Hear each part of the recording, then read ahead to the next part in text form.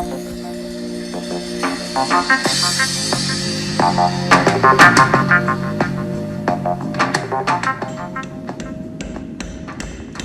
shoe needs to be as hot as possible so you can hit it as few times as possible to get the required size of bubble.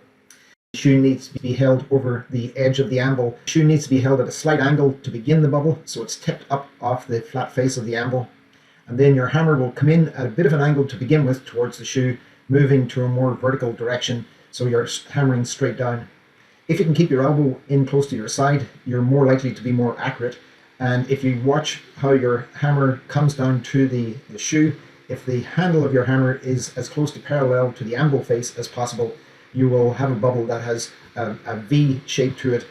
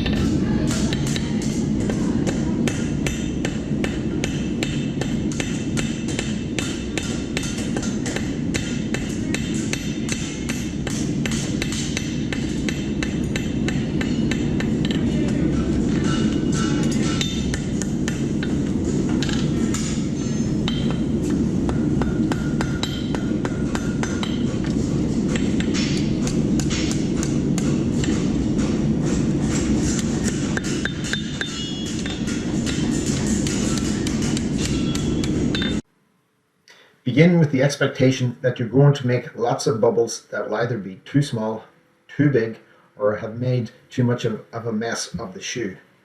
And those faults will usually be due to the fact that the shoe was not hot enough, it was too far out over the edge of the anvil, or it wasn't far enough over the edge of the anvil, or the angle of your hammer was wrong, or you weren't hitting it hard enough, or you weren't hitting it accurately enough. Clip problems will be one or more of the following: either too small or too large, too thin or too thick, outside the perimeter of the shoe or inside the perimeter of the shoe, or an incorrect angle, usually not enough angle. A well-made clipping hammer should have a longer nose than you may have on your other forging hammers.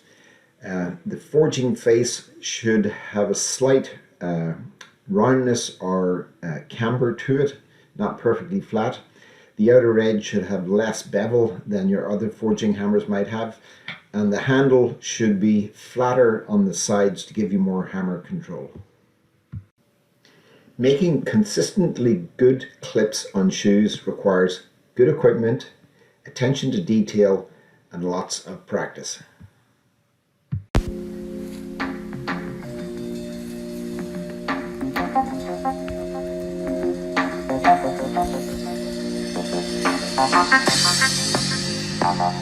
Thank you.